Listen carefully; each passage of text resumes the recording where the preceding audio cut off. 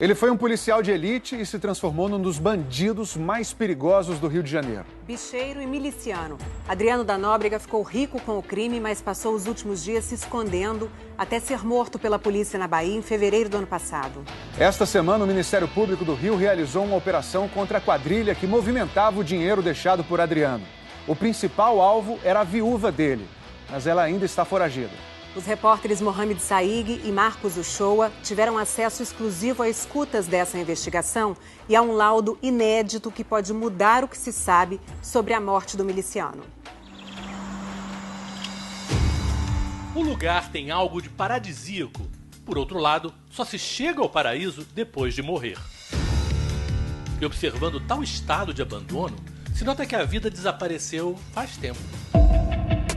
Aqui eram Aras, lugar de criação de caríssimos cavalos de raça, e com uma longa história de ligação com bicheiros. Nos últimos anos, quem herdou de fato a propriedade foi um homem que, por profissão, conhecia a morte de perto.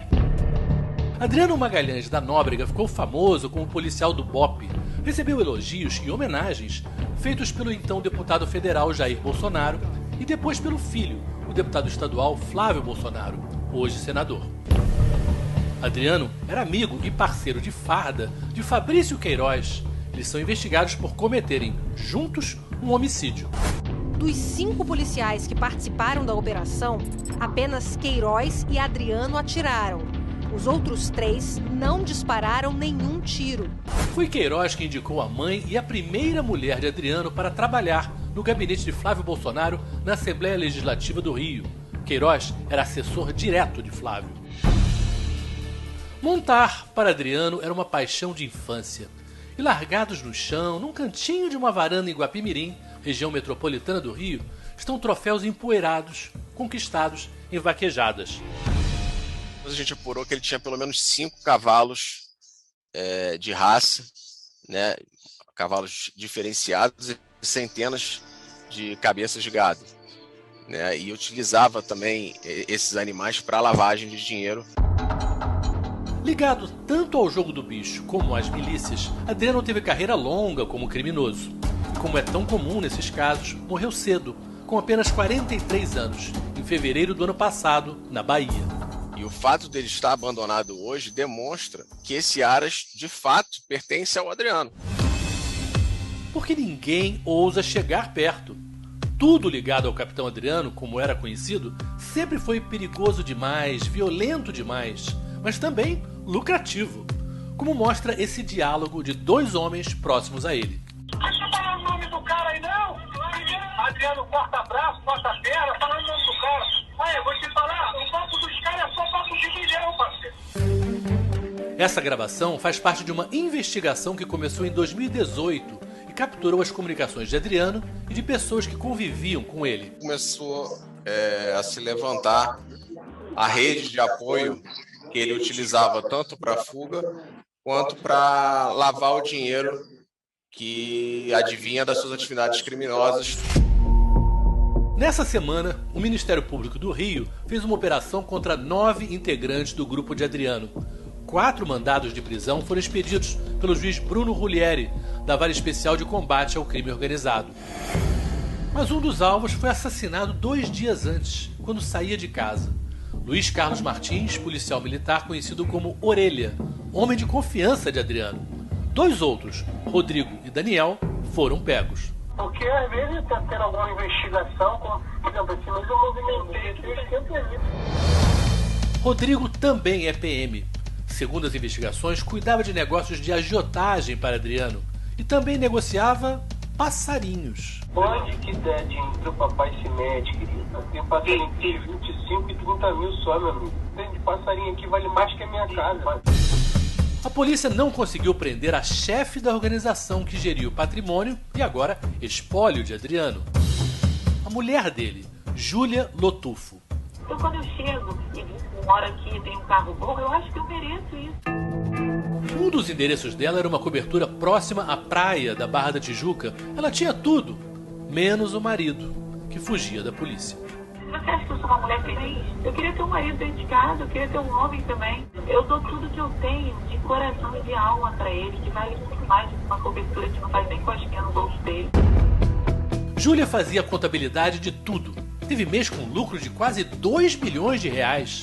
Mas com a morte de Adriano, a fonte foi secando aos poucos. Assim, ela pode estar em qualquer lugar do planeta, mas ela não esqueceu na cabeça dela que ela continua aqui. A gente não tem informação de onde ela está, nem se está morta ou viva. Adriano está enterrado, mas o caso Adriano está longe de estar encerrado. O Ministério Público da Bahia está fazendo uma investigação bastante cuidadosa sobre as circunstâncias da morte dele. Existem várias dúvidas que foram enviadas na semana passada para que a polícia baiana tente esclarecer. No dia 31 de janeiro do ano passado, escondido numa casa de praia na costa do Sauípe, no litoral baiano, Adriano escapou de uma operação para prendê-lo. Uma semana depois, se descobriu para onde ele tinha fugido, uma fazenda no norte do estado. Dessa vez, não podia ter erro. 70 policiais e um helicóptero foram mobilizados e todos foram informados que Adriano era altamente treinado. No caso dele, não era nenhum exagero dizer que seria um destaque em qualquer tropa de elite. A operação começou às 3 da manhã. Às 6, os policiais invadiram o local, mas Adriano não estava lá. Ele tinha partido na véspera. Em um dos seus celulares foi encontrada a última troca de mensagens dele com a mãe. Escondido nessa casa vazia de um vereador que disse não ter ideia da presença de Adriano lá, se aproximava o fim da caçada. E o que aconteceu foi muito diferente do planejado. Em vez de 70 policiais, só 3 o encontraram. Em vez de esperar reforços para cercar um criminoso super perigoso, os 3 decidiram ir em frente. O relato dos 3 policiais é de que da varanda deram voz de prisão. Adriano não respondeu, eles forçaram a porta, Adriano atirou e eles revidaram e o mataram. Um clássico confronto. Segundo a perícia, Adriano deu 7 tiros contra os 3 policiais e, apesar de ser um exímio atirador, não acertou nenhum tiro. Por outro lado, os policiais, mesmo não sabendo bem onde ele estava na casa, foram de uma precisão absoluta. Um deu apenas um tiro, acertou. O outro, de maneira quase simultânea, deu também só um tiro, também acertou. Segundo o depoimento deles, Adriano então caiu no chão. É possível?